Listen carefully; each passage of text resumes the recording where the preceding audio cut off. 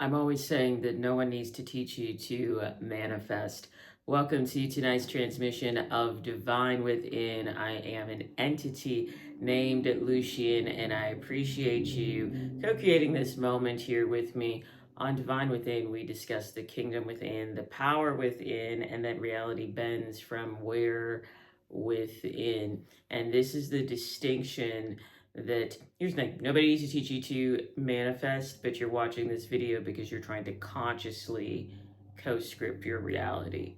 You're tired of the poverty, you're tired of the loss, you're tired of the scarcity, you're tired of the fear, you're tired of it, and you've landed here sharing this time and this space and this attention with me, and you have summoned me. I'm not telling you anything, I'm just helping you remember.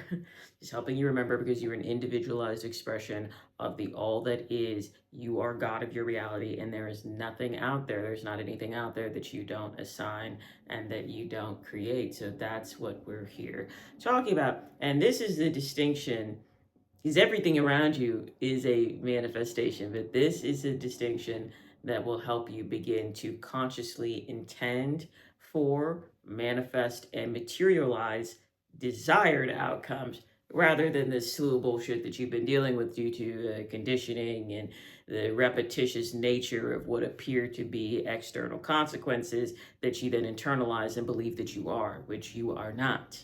This is a distinction, is that your mindset can be different from your being. And that's why positive thinking, I hate this new school. I hate the new school.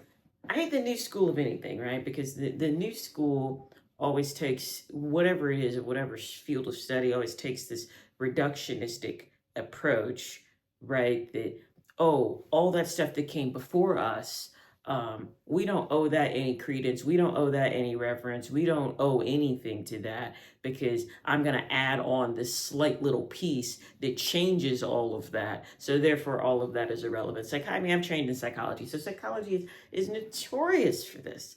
And I'm imagining other fields of study as well. I see it in this space. People shit on Wayne Dyer, on Louise Hayes. You get to the mindset world, Tony Robbins and Jim Rohn and Napoleon Hill, and of course Neville Goddard, and everybody's got a revision to their theories, right? While not paying the elders of this field respect. So people are like, positive thinking doesn't work because blah blah blah blah blah blah. That's not, and Abraham Hicks isn't right because blah blah blah. Just like all this stuff, and I think that's absolutely ridiculous.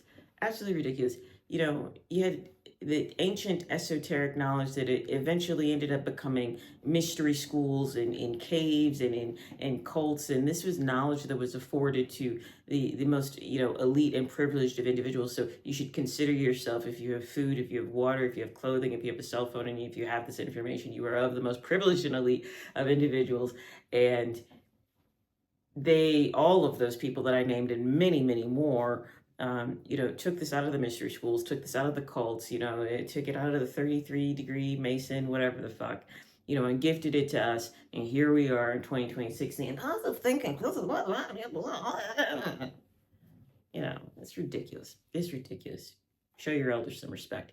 Anyway, my point being is that, my addition to, talking about like Wayne Dyer and Louise Hayes and Abraham Hicks and the greats of this metaphysical, spiritual space of teaching and of learning, and I wouldn't even say teaching, but of remembering, is that your mindset can be different from your being. And even in the field of psychology, we can substantiate this. It's your mindset. So you can be thinking all the positive thoughts. You can be standing like a guard at the door, afraid to let any negative thoughts in.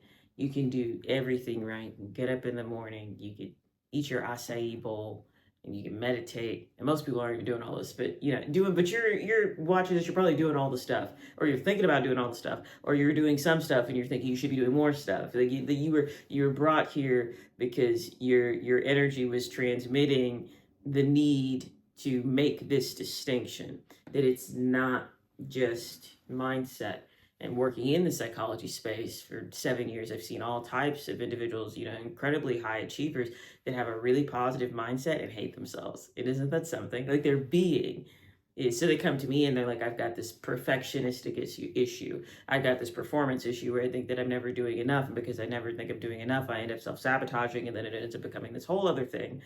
When really, they're performing far above the expectation of their peers, per their title, per their role, per their whatever. So you can have a positive, I'm gonna get it, I've already have it, live in the end, visualize, scripting, whispering into the water, doing all the stuff, all the things, and stilling your being. And this is really more of a transmission that you'll have to feel. Because the distinction I'm talking about a kind of embodiment, I guess. And that is what I do. I am a divine embodiment coach, and subtle plug, everything, the written word, one-on-one access to me, and the podcast is available to you down below, along with the Heaven on Earth Source Codex, which is a real-time system of an system truly, of how to manifest all that you desire, because it's already here now, but it does lay it out in 7 tenets, in 7 principles that you'll see really truly how simple it is. It is the Heaven on Earth Source Codex. You want to live heaven on earth right here, right now. Check that out. It's available to you for free. But that your being can be incredibly different from your mindset. And that it's not just the things that you're thinking. But being a divine embodiment coach, you end up talking about things that are, all of this is unseen, right? We're not talking about things that can be, validated in any other way other than your personal experience. If you have lack in your body, if you have fear in your body, and all of us have, the human experience is a frightful one. So it's not about being this perfect zened out, I never have negative thoughts, I never have, I feel safe all the time, any of that. But you need to, right? Here's the thing: if you don't feel safe, none of that mindset shit. And the mindset shit is like, that's that's like tuning the dial, right? That's like tuning the dial on, I would say that, I'm thinking of like a scale or like a measurement or something like that. It's like tuning the dial to the sound, right? Because I got 8-track down there. It's like tuning the dial to to equalize the sound, but the station itself is your body, is your being, is your I am, and not just the things you're telling yourself that you are, but the things that you are certain of, again, on a basis of embodiment. The things that you say yes to without even having to think about them. Like if somebody says, the economy's bad, nobody's making any money, and everything's going to shit. And if you're like, not just on a thought level, but from a solar plexus up level, you have confidence in that statement. You know that statement. You understand that statement. You've seen evidence for that statement. You have lived that statement. You listen to other people live that statement. You've got experience, and you see the consequence of that statement in the real world and in your own life. There's certainty, there's evidence, there's body there. You don't have to think about that. You don't have to debate it. Well, that being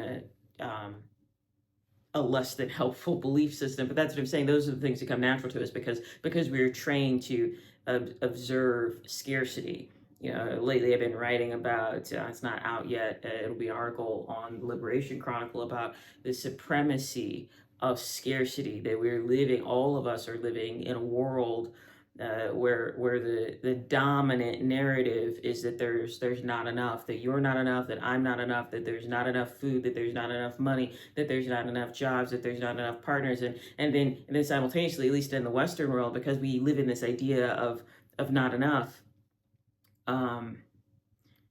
at the same time, we live in a country of I feel, compensated excess. So there's not enough love, there's not enough partners, there's not enough single people, there's not enough outings, there's not enough friends. So now there's 8 million apps to convince you that there actually is enough, but most people accessing that app are coming from a being of lack. So then what they find is these series of unsuccessful relationships because the being that brought them there was this idea of not enough. So we're living in it. We're living in a supremacy of scarcity. And when I say supremacy, I'm talking about what I would have to, I guess, do a little bit more research, but what I would assume is really kind of a system of global domination. Now, not to say that, oh, we are the oppressed and victimized, but if you don't understand, if you can't diagnose the illness of conditioning inside of you, then you are not equipped to do anything about it. So we come into this space. Nobody comes into this space, and I won't say nobody, but most people come into this space and they're coming from pain, they're coming from struggle, they're coming from trauma. They're coming from some type of breaking open because God gets in through the cracks. When I say God, I mean wholeness, I mean source consciousness, I mean divinity, I mean the infinite presence of intelligence that permeates all things on the board here. There has to be a cracking here. I mean the it's funny because I graduated from I went to a Catholic school, high school. Graduated from a public school, but then I went to 2 Methodist institutions and then seminary after that, for postgraduate, graduate work. And the people that I would call, I was gonna say the people that I would say are the most godless, but who the hell am I? I don't know that they're godless. But the people that I would say that seem the most concerned, I can say from observation about evidence, about fact, about the material, about what can be proven, and about the consolidation and the preservation of their ego into quantifiable and categorizable terms. So I'm saying people very rooted here, and the more rooted you are here, I am not against the material. I love stuff. I think as a God on earth, you should have all the stuff that you want, but you know that the soul and the spirit and the life and the love is not in the stuff.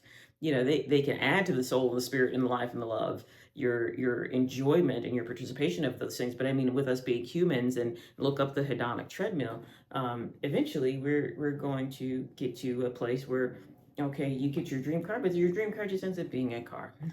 Get your dream house, but then it's okay, the lawn is too big and I gotta mow it all the time.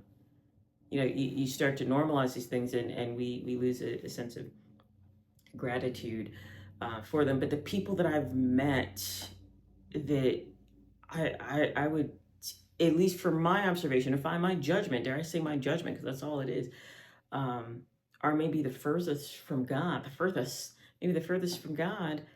They're the people that are righteous, are pious, are perfectionistic. They've never done anything wrong. They've never seen anything wrong. They're chaste. They're pure. These people that insist on this type of narrative to where everything is just going right all the time, and they don't hurt. And Christianity, to a large degree, promotes this. So you worship this torture mechanism.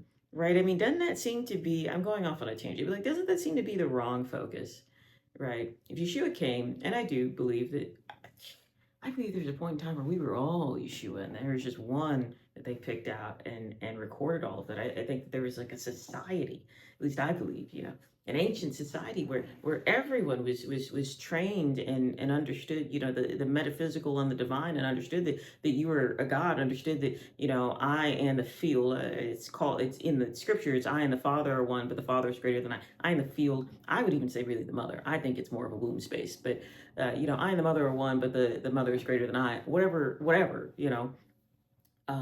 I believe that there was a point in time where everybody knew that, and eventually, through the supremacy of scarcity, through the different empires and political ideologies that eventually swept through the lands, I think this knowledge was intentionally and actively suppressed.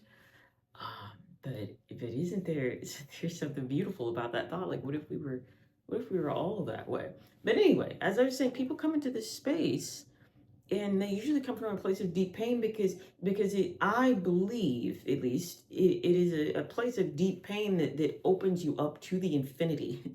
Because the narrow-minded, categorized, quantified, qualified, ego version of self. My name is Tom Thompson, and I am here to tell you that I am this political organization, and I believe these things, and this is how my life is going to go, and this is my wife, and these are my kids, and these are where my kids are going to be, and this is church I go to, and this is what I know to be true, and the immigrants are bad, and da-da-da-da-da-da, and this is the acceptable music, and I drink Busch Light, like, and fine, you get the fucking left-wing version of that too, like, whatever, that's just what's, low-hanging fruit, right? That type of person is so closed off, I would say. And again, variations of it. I'm not pointing at one people group or anything like that. They're so closed off to anything that is not certain and known and right in front of them, and again, categorizable and quantifiable, that there's very little space for all this, for the unknown, for the unseen, for the untouchable. And then especially for, you can do it with your mind. What? Do what with your mind? What does science say? And then science is catching up to this. I think science is just, it's just the Western man's attempt to try to describe God. All of this is God. And it will always be, I think, painfully insufficient. But you come to this space from a place of pain. And in that pain, we learn, oh, what? You mean all this bullshit I've been dealing with in my life, and all this trauma, and all this pain, all this heartbreak, all this suffering? And you learn the difference between pain and suffering. You learn about resistance, and you learn how suffering is pain plus resistance, and pain is inevitable of life. And, Buddha, and how the root of all suffering is desire and attachment. Which I always, I was kind of revise that desire part, because I don't think it's bad to want things, but I think desire and attachment, the way that Buddha was talking about it, can almost be condensed into one thing. Like a type of desire that leads you to consume rather than create, rather that it leads you to chase rather than to be, I think is what the reference was. There's how I take that. But you learn about all this stuff, and you learn I can get stuff. You learn, wait a minute, I don't have to keep dealing with trash partners. Wait a minute. You mean I can get respect in the world? Wait a minute. You mean I can have love in the world? Wait a minute. You mean I can have abundance? I don't have to keep being poor? Wait a minute. What? And not realizing that our beings, just going back to him, this is the main distinction. I never really got off track. I might get at it a little bit. I might take a few side roads, but never getting at the fact that the distinction is that we still don't feel good enough, that we still don't feel whole, that we still don't feel loved, that we still don't feel safe, that we still don't really even feel comfortable enough to express and speak and be ourselves, whatever transient version of that is happening at the moment. Yet we're thinking, I'm going to get the stuff, I'm going to get the love, I'm going to get the romance, I'm going to get the attention, I'm going to get, because I'm a goddess, because I am a god. But you're watching this video, which means you don't have what you want. And you don't have it because you don't believe that it's already here. So in your being, again, financially, romantically, relationally, emotionally, mentally, physically, if you were satisfied, what would you feel? You would feel safe. You would feel safe. Get to meditating. Get to the sound baths. Not because you need to do anything in order to become holy so that you can deserve your manifestation. I'm just saying that the state that you would embody, that you would emanate, that you would resonate with, if you had the life that you desired, is available to you now in the form of a nervous system reset, is available to you now in the form of a dopamine detox, is available to you now in the form of cold showers. You pick your poison. But it's available to you now because it has not to do with the stuff. What good is $1 million if you're still grasping on to $1 million is really not a lot of money, but if you're still grasping, say a lot, I mean relative too, but if you're still grasping, if you're still fearful that you'll lose it, you probably will. Or you hear the stories, right, of the people that win the lottery, they win obscene amounts of money. And then they end up in a worse position than they actually were because they might have got the mindset of, I've got money, I can spend it. They might have had thoughts about abundance and about being able to provide for themselves and the people around them, but they didn't change their being. They didn't change their being. They never switched that mode from lack to abundance, from not enough to plenty. So while they were in a material reality of absolutely plenty, the being, the version of themselves inside was still not enough. So then they find themselves buying things that they don't need, overcompensating, trying to prove something to their high school whatevers, doing the most for everybody all the time because they feel they have to do the most because they feel like the least. They still feel like the least. So the being, so safety, that's what we're talking about here, is that they have to line up. So people shit on, positive thinking, that's not, the secret, here's the secret got wrong. It's like, fuck you, you wouldn't even have anything to say if it wasn't for the secret. But anyway, it's not just the positive thinking, it's what you're resonating with. And if you can work to cultivate a sense of safety and a sense of trust and a sense of belonging in yourself as a being in this plane of reality, then the mindset stuff, then once you pair it with the thoughts and with the identity and with the I am, and you shoot that out there, that's a clear freaking signal. You get some safety, you got a regulated nervous system and some safety and some trust and some love for self, and love for self meaning love for all, because all is the self and the self is all. And you pair that with some, yeah, see, that's what it is right there. But I don't also paradoxically want you to take away that these things are necessary in a way where they're preventing you. It's not about earning, it's not worthiness, it's not a step system. The Heaven on Earth Source Codex is not a step system, it is an anti-system system. It essentially just lays out tenets and principles for you to keep in mind, such as, where have I placed my power? Where have I placed my attention? Have I allowed myself to make it easy? Can I unconditionally allow things to look the way they're going to look? And because I'm rooted in the version of myself that is experiencing the reality that I desire, so I don't really care what's going on out there. Have I remembered I'm God? That's what the Heaven on Earth Source Codex is. It is an anti-system system. It will help you. There are principles for remembering yourself as divinity. Again, check that out. That is down below. So,